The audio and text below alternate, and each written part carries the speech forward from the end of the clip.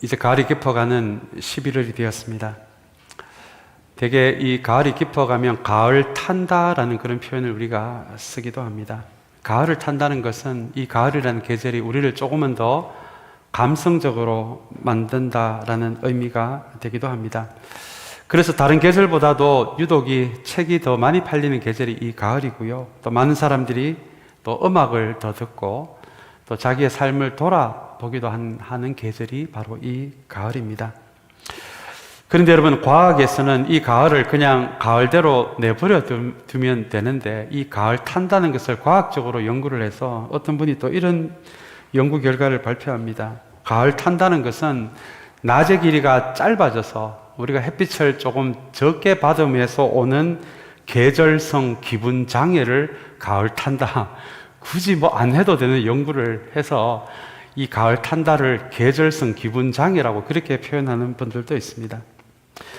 이랬든 저랬든 굳이 이 가을에 과학을 이야기하지 않아도 우리가 이 가을에 맺는 열매를 보면서 나는 나의 삶에서 어떤 열매를 맺고 있는지, 그리고 떨어지는 낙엽을 보면서 우리의 인생에도 끝이 있음을 알고 내 하루를 어떻게 보내는 것이 보다 의미 있게 보내는 것인지를 돌아볼 수 있다면, 그것으로 이 가을의 계절에 우리가 가을을 한번 타 봄직도 한 것이 바로 이 가을의 계절이 아닌가 생각해 봅니다. 얼마 전에 제가 책을 보다가 한 무명의 크리스찬의 이 가을에 대한 시를 하나 읽게 됐습니다. 이 길지 않은 시여서 제가 한번 소개시켜 드리기를 원합니다. 낙엽 지고 찬바람 불어오는 계절에 마음까지 차가워지지 않게 하소서. 주님의 마음을 닮아 따뜻한 사랑이 흐르게 하소서라는 짧은 시입니다. 제가 이 시를 봄에 읽었으면 아무런 감동이 없었을 텐데 저도 가을을 타는 것 같습니다.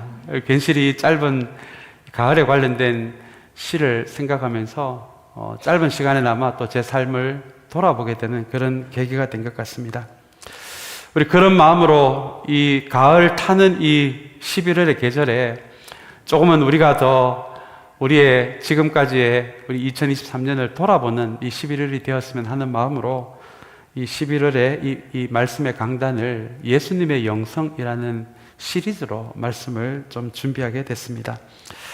사랑하는 여러분, 1년 한가운데 이 가을의 계절, 깊은 계절은 이 11월 한 달이지만 다시 한번 이 가을의 계절, 우리 예수님의 영성이라는 이 시리즈를 통해서 다시 한번 지금까지의 우리의 삶을 한번 돌아보는 그런 가을을 한번 진하게 타볼 수 있는 우리 11월 이 한 달의 시간이 되시기를 간절히 소망합니다.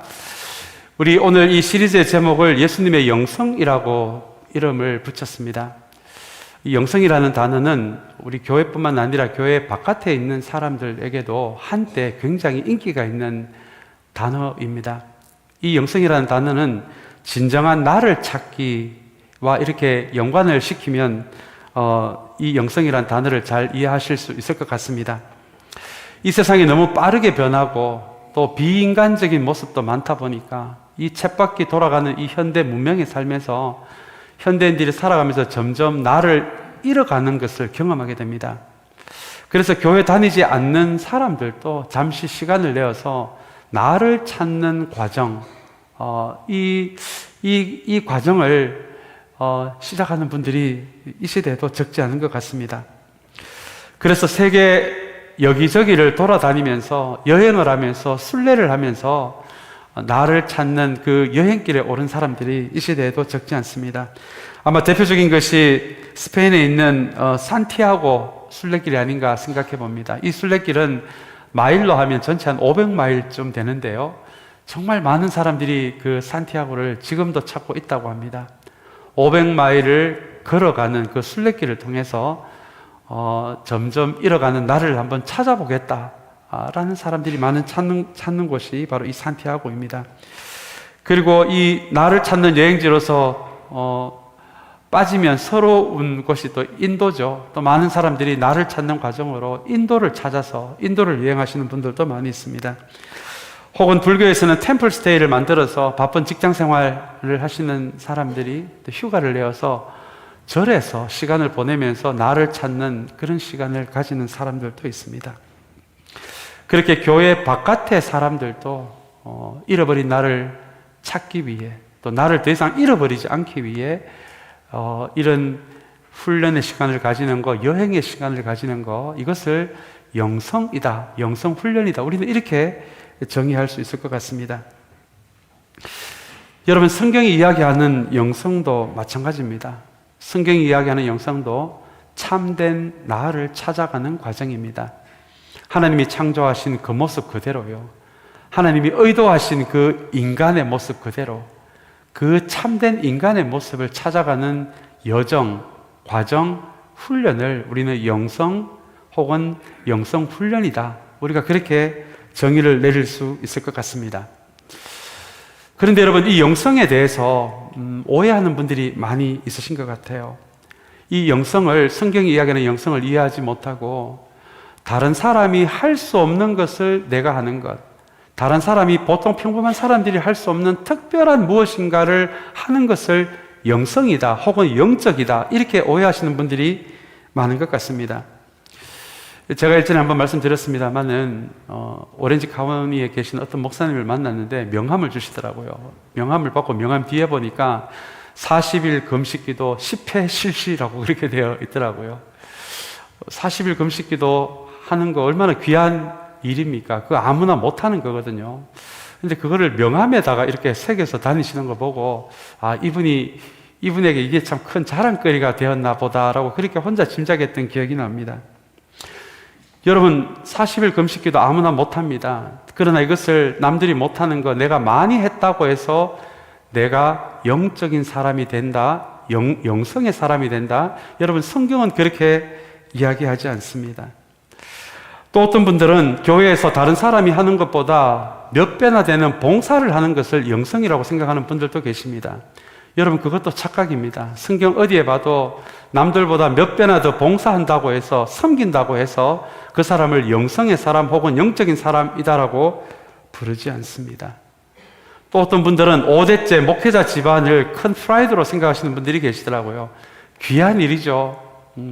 한 가문에 목회자 한 명이 나기도 힘든데 5대째 목회자가 나오고 있으니 얼마나 여러분 귀한 것입니까? 얼마나 자랑스럽겠습니까? 그러나 그것이 귀하기는 해도 성경에서 말하는 영성의 기준은 아닙니다. 그 정도를 가지고 성경은 영성의 사람이다, 영적인 사람이다 라고 말하지 않습니다. 그렇다면 여러분, 성경은 도대체 어떤 사람을 영성의 사람, 영적인 사람이다라고 이야기할까요? 우리 11월 한 달 이 예수님의 영성에 대해서 우리 함께 배울 텐데요. 어떤 사람을 성경은 영적인 사람이다라고 하는지 우리 먼저 본문에 들어가기 전에 간단하게 조금 정리하기를 원하는데요. 먼저 성경이 이야기하는 영적인 사람을 이야기할 때요, 영성의 사람을 이야기할 때 우리가 반드시 기억해야 할 단어가 예수님의 삶입니다. 조금 전에 말씀드린 대로 남들이 하지 못하는 걸 내가 하는 것, 그것을 성경의 영성이라고 말하지 않고요, 성경이 말하는 영성을 이야기할 때 제일 먼저 기억해야 하실 것이 주님이 어떻게 사셨냐입니다. 주님은 어떻게 기도를 하셨는지, 주님은 어떻게 가난한 사람, 아픈 사람, 고통스러운 사람을 대하셨는지, 주님은 어떻게 악에 대해서 저항하시고 악과 싸우셨는지, 주님은 어떻게 진리를 선포하시고 그 진리를 살아내셨는지, 주님은 어떻게 세상을 위하셨는지, 그 모든 기준이 나의 열심이 아니라 주님이 기준이 된다는 것입니다. 주님은 매일 정해진 시간에, 새벽의 시간에 기도하셨습니다. 주님에게는 특별 기도라는 게 없었어요. 좋은 일이 있을 때나 슬픈 일이 있을 때나 어떤 환경에도 상관없이 주님은 정해진 시간에 기도를 하셨습니다. 나의 기도가 주님을 닮아서 나의 환경과 상관없이, 내 기분에 상관없이 내가 매일 정해진 시간에 기도를 한다면 그것이 바로 성경이 이야기하는 영적인 사람입니다. 영성의 사람입니다. 이렇게 성경이 이야기하는 영성은 기준이 나가 아니라, 나의 열심이 아니라, 다른 사람이 못하는 특별한 일을 하는 나가 아니라 주님이 어떻게 사셨는지, 주님이 어떻게 사람을 회복시켜 주셨는지, 주님이 어떻게 가난한 사람을 대하셨는지, 주님이 어떻게 진리를 대하셨는지, 그것이 기준이 되어서 내가 주님을 닮아갈 수 있다면, 완벽하지는 않더라도 조금씩이라도 닮아갈 수 있다면 그 사람을 성경은 영적인 사람, 영성의 사람이다라고 부른다는 것입니다. 두 번째로 성경이 이야기하는 영적인 사람은 성령께서 말씀으로 나를 빚어나가실 때 그 성령께 나를 열어드리는 사람입니다.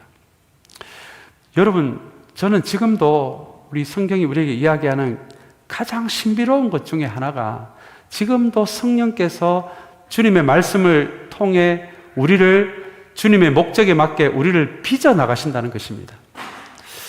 우리는 귀신이 쫓겨나가고 죽은 사람이 살아나고 병든 사람이 기도 한 번에 나아야 그걸 기적이라고 생각하고 신비롭다라고 이렇게 아마 생각하는 경향이 있는 것 같습니다. 물론 그런 일도 신비롭고 신기한 일이지만 여러분, 우리가 한 가지 기억해야 할 것은요, 지금도 제 생각에는, 제 기준에는 성경이 이야기하는 최고의 신비는 지금도 성령께서 주님의 말씀을 통해 우리를 빚어 나가시고 있다라는 것입니다. 그게 뭐 대단한 겁니까? 이렇게 생각하는 분들이 계실지 모르겠습니다. 그러나 성경이 이야기하는 최고의 신비 중에 하나는 지금도 성령께서요, 하나님의 말씀으로 하나님의 목적에 맞게 우리를 빚어나가고 계십니다. 여러분, 어떻게 빚어나가고 계실까요? 성령께서 1차적으로 하나님의 말씀을 통해 우리의 실제 모습을 우리에게 드러내시는 방식으로 성령은 일하십니다.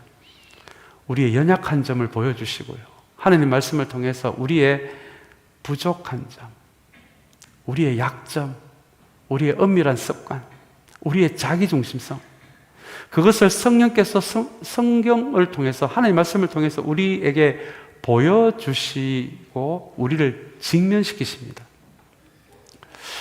그런데 여러분, 한번 생각해 보시기 바랍니다. 성령도 인격적인 영이시거든요. 우리를 강제로 변하게 하시는 그 방식으로는 일하지 않으세요. 그러면 성령께서 성경을 통해 우리의 연약한 점, 엄밀한 점, 자기중심성, 위선을 보여줄 때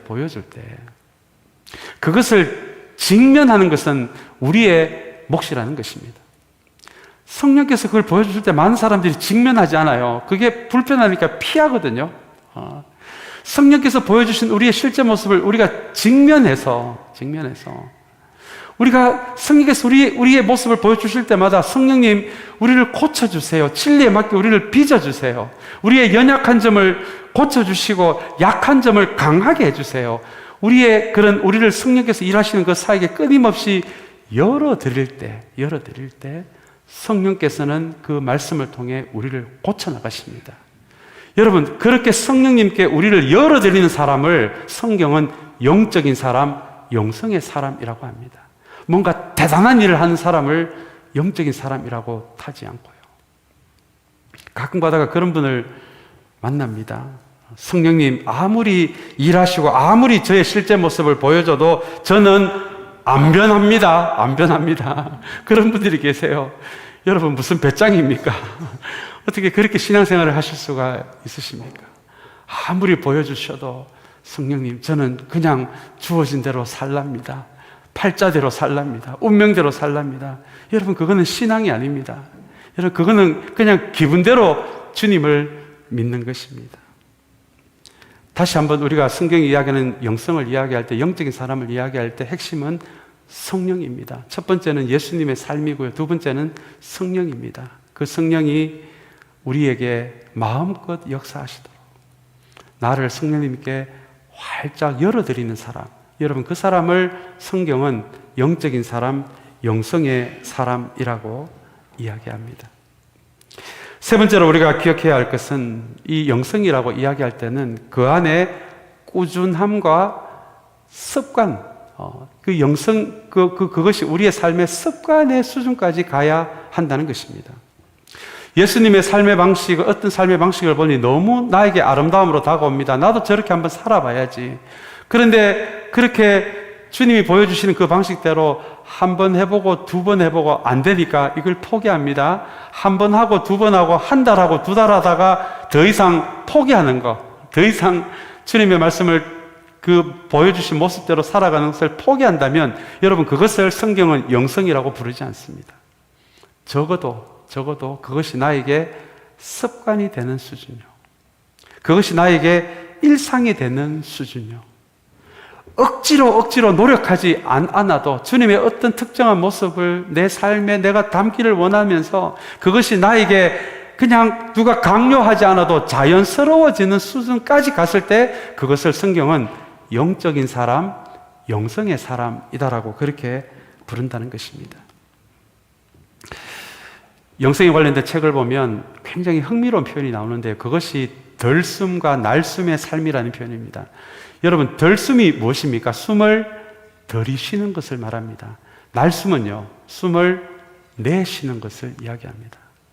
영적인 사람, 영성의 사람은 이 덜숨과 날숨의 사람이라는 그런 흥미로운 표현입니다. 여러분, 덜숨이 무엇입니까? 덜숨은 성령께서 그 깨닫게 해주시는 그 말씀을 마치 우리가 숨을 들이쉬는 것처럼 그 진리의 말씀을 내 안에 들이마시는 겁니다. 그래서 내 안에 차곡차곡 삭게 하는 것을 덜숨의 삶이라고 이야기합니다. 그런데 여러분, 우리가 진리를 들이마셔서 내 안에 쌓는 것만이 영성이겠습니까? 여러분, 그렇지 않습니다. 성경은 진리를 들이마시는 것과 더해서 그것을 내쉬는 것까지요. 날숨요. 이게 여러분 실천입니다. 완벽하지는 않더라도 예수님의 삶의 모습을 내가 닮아가기 실천하고 내 몸으로 살아내는 것을 날숨이라고 합니다. 어떤 분은 덜숨만 하시는 분들이 계세요. 계속 진리를 쌓기만 합니다. 숨을 내뱉지를 않으세요. 어떤 분은 그 반대입니다. 날숨은 잘 하시는데 덜숨을 안 해요. 내 힘으로 내가 내 힘껏 몸이 부서져라 교회에서 봉사는 하지만 진리를 내 안에 들이마시는 덜숨은 하지 않습니다. 날숨만 있는 삶, 덜숨만 있는 삶, 이것을 성경은 영적인 사람이라고 부르지 않습니다. 진리를 마시는 덜숨, 마치 우리의 평생의 삶이 숨을 들이쉬고 내쉬는 이것이 반복이잖아요. 이게 안 될 때 숨이 끊어지는 거잖아요. 그걸 죽음이라고 하지 않습니다.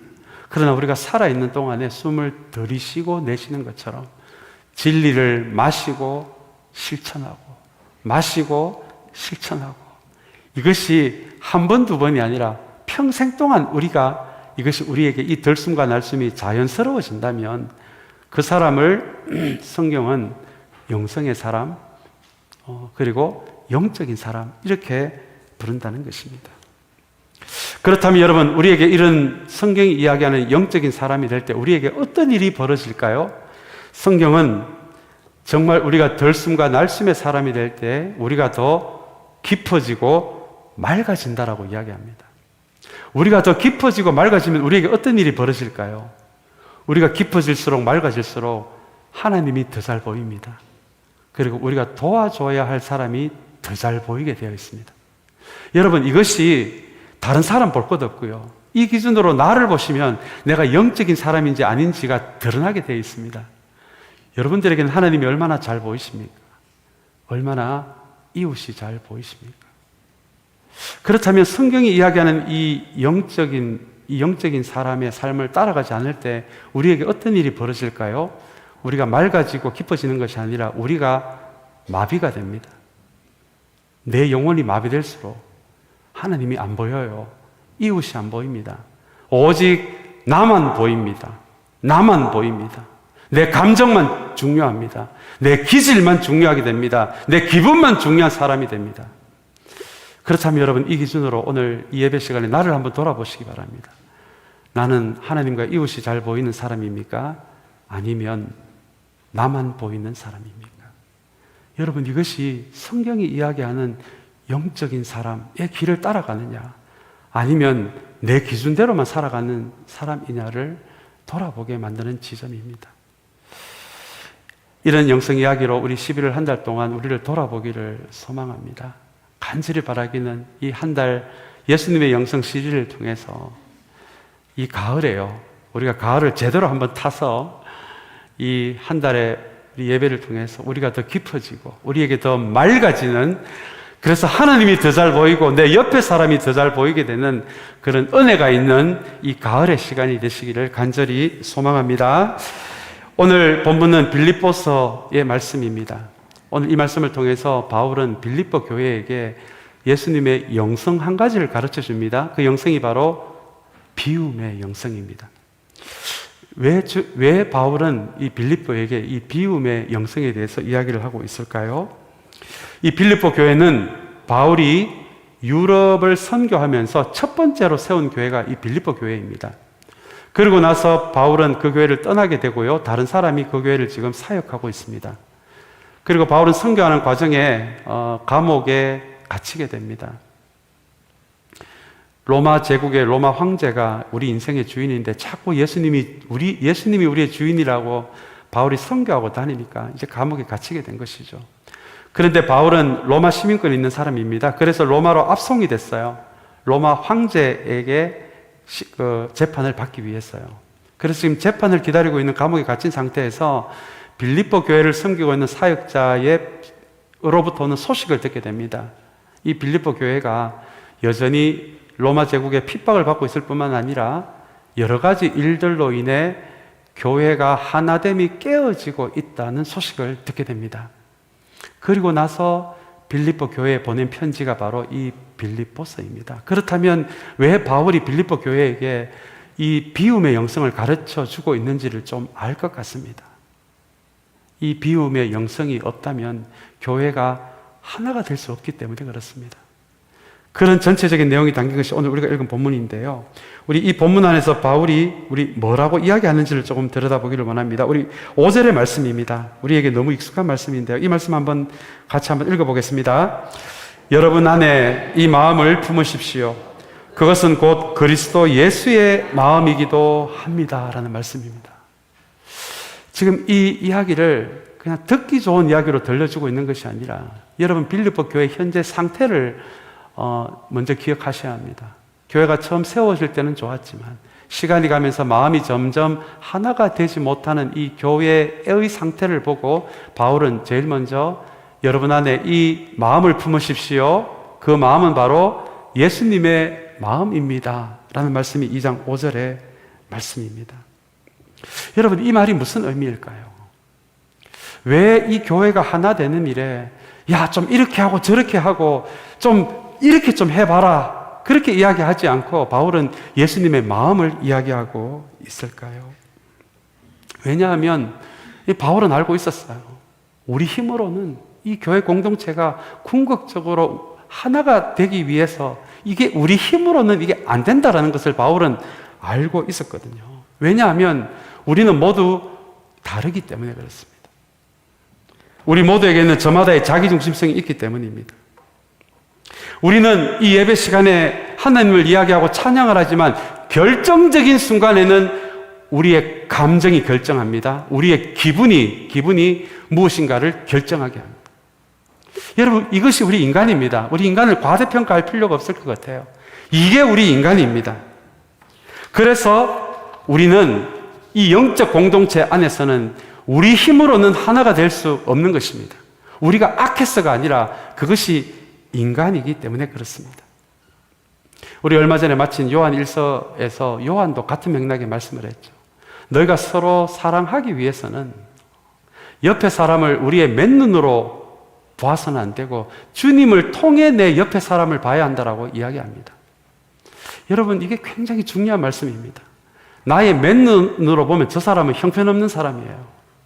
그런데 여러분 한번 생각해 보시기 바랍니다. 내가 형편없다고 생각하는 저 사람이요, 예수님은 자신의 생명을 내어놓고 십자가를 통해 사랑한 그 사람이잖아요. 목숨 걸고 사랑한 사람이 내가 형편없다고 생각하는 그 사람이잖아요. 그래서 요한은 그렇게 이야기합니다.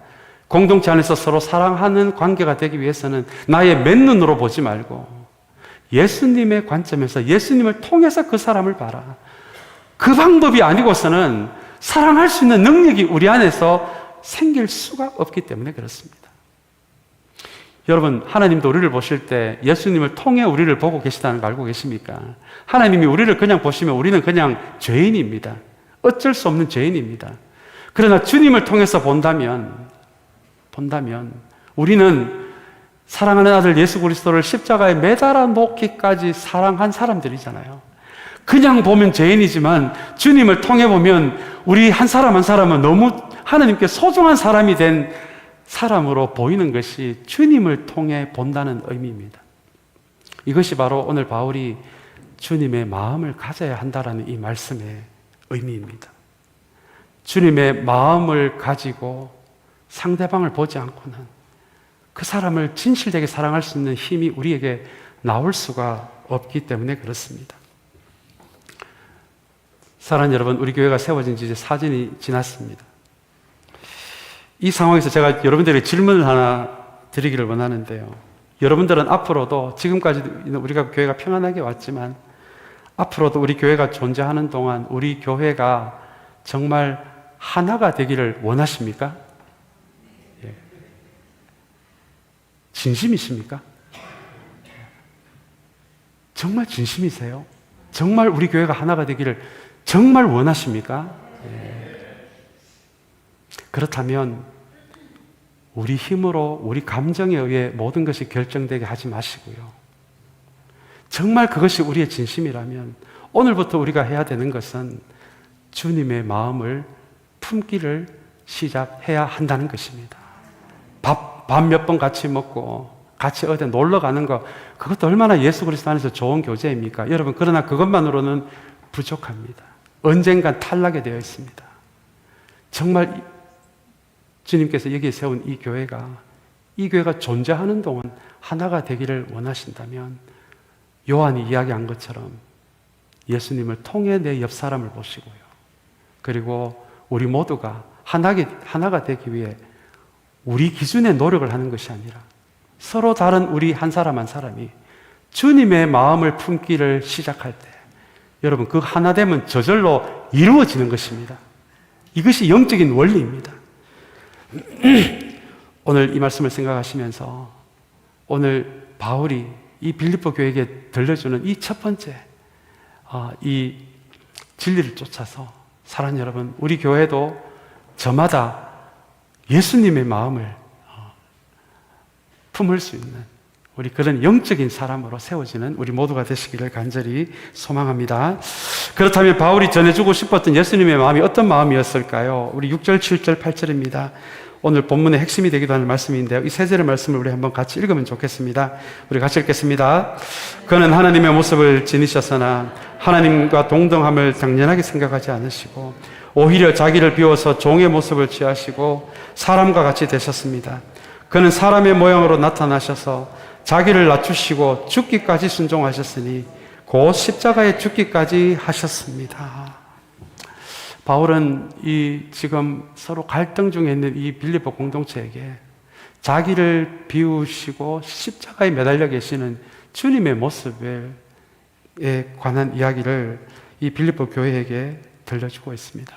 오늘 이 6절 7절 말씀을 가만히 보시면 이것을 우리는 자기 비움의 영성이다, 예수님의 자기 비움의 영성이다, 우리가 이렇게 좀 부를 수 있을 것 같아요. 우리 7절을 한번 보시기를 바랍니다.